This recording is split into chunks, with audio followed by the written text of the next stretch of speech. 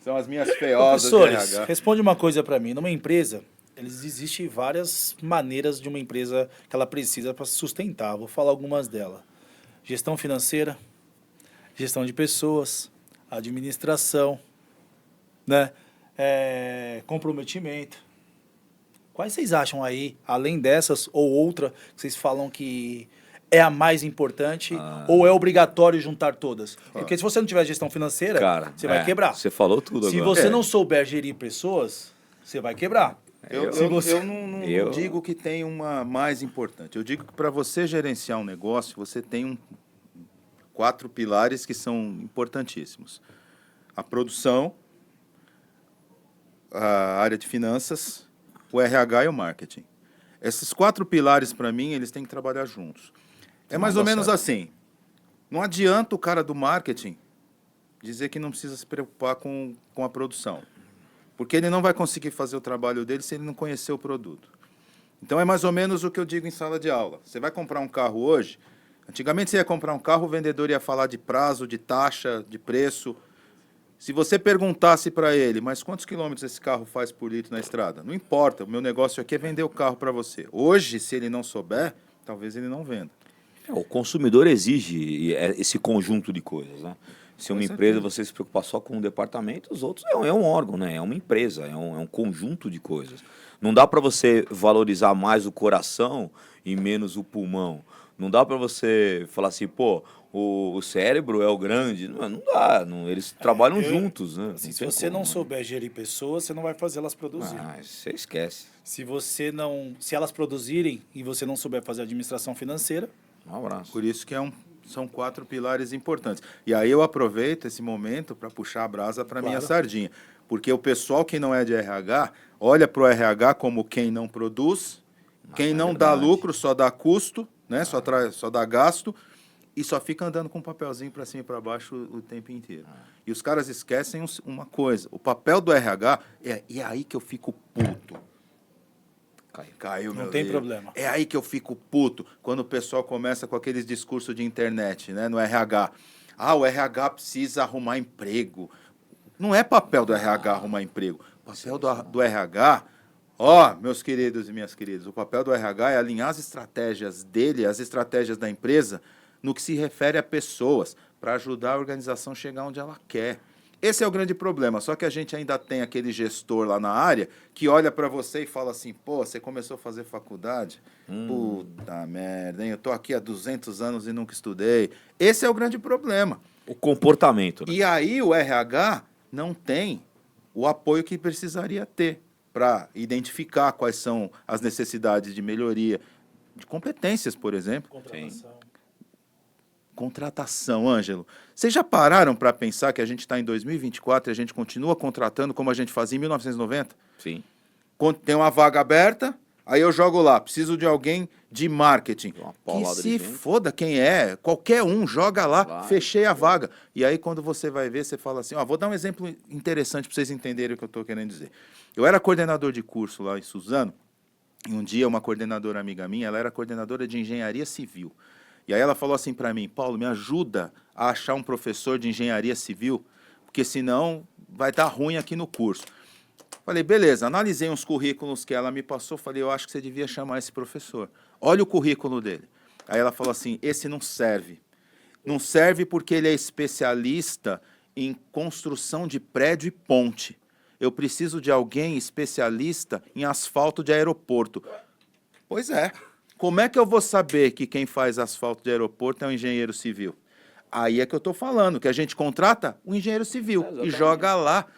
Acabou. E a gente continua fazendo isso até hoje. A gente fala de competência, mas é só discurso, cara. E como fazer para fazer uma boa contratação? A empresa ela precisa mudar a forma de entender o negócio dela. Primeira coisa, isso tem que vir de cima para baixo. A primeira coisa é ela precisa entender quais são as competências que ela precisa. Depois ela busca essas competências na gente. Em RH tem um negócio que chama descrição de vaga. A descrição da vaga diz o que o ocupante daquela vaga tem que fazer. Se eu tenho a descrição clara da vaga, olha, o ocupante dessa vaga precisa fazer isso, eu consigo definir que competências ele precisa ter. É aplicar pessoas. A hora que eu conseguir, então, definir que competências o ocupante da vaga precisa ter com base naquilo que ele vai ter que fazer, a gente melhora. Enquanto a gente estiver contratando só para fechar a vaga, a gente continua contratando errado. E aí tem um problema, porque a hora que você contrata errado e você percebe, você faz o quê? Mas aí é custo, né? Sim. Exatamente. Aí você tenta ficar com o camarada. Mas aí é custo, né? E aí vai. Eu ouvi uma história... A contratação é um segredo da coisa. Eu ouvi uma história de uma pessoa sábia que me disse para você fazer uma boa contratação, você precisa contratar, manter e remunerar.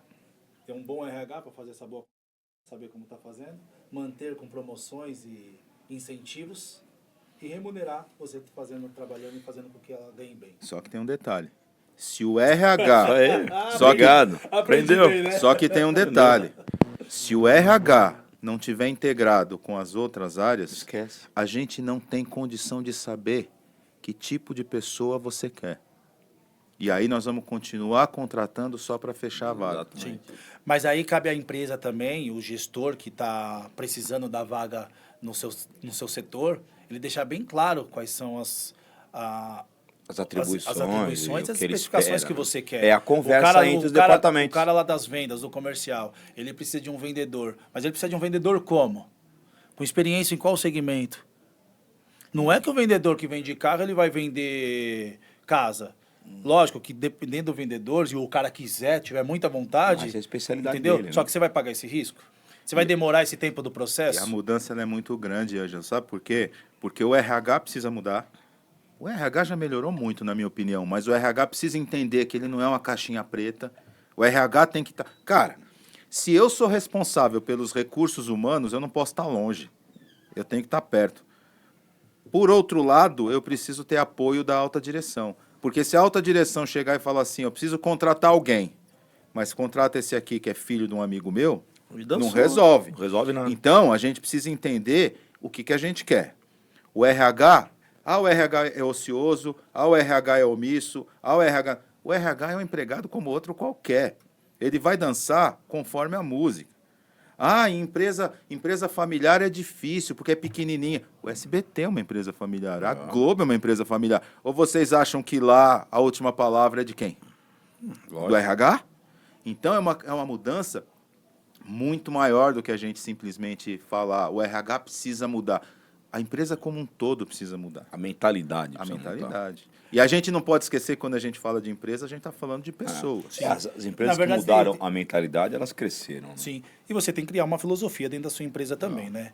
Qual é o tipo de empresa que você tem, como é o tipo de trabalho, se é uma empresa familiar, se não é uma empresa familiar. É a visão e a missão que ela tem, né? Tem empresa que é assim, cara, missão e visão é um quadrinho pendurado na parede. E aí não funciona nada. Tem empresa que ainda olha para dentro antes de olhar para fora. É um grande erro. Nós somos foda. Cara, isso é uma visão do começo do século passado. Os economistas diziam, né? Mas ainda... Quanto mais... Não, claro que tem. Os economistas diziam, quanto mais vocês produzirem, mais dinheiro vocês vão ganhar. Os próprios modelos tayloristas são assim. Sim. Quanto mais você produzir, mais dinheiro você ganha. E eles esqueciam de um detalhe que na sua área é fundamental. Será que quem está lá do outro lado está disposto a comprar? Exatamente. Então, será que ele precisa disso? Pois é. Será que ele quer isso assim? O olhar, e até porque querer e precisar são coisas transitórios. Exatamente. Hoje eu quero, amanhã eu não quero mais. Exatamente. Por isso que o olhar hoje é de fora. Primeiro eu vejo se você quer, depois eu penso em oferecer para você. Então as coisas mudaram. Mas muitas empresas, vamos combinar, né? Muitas não, a maioria.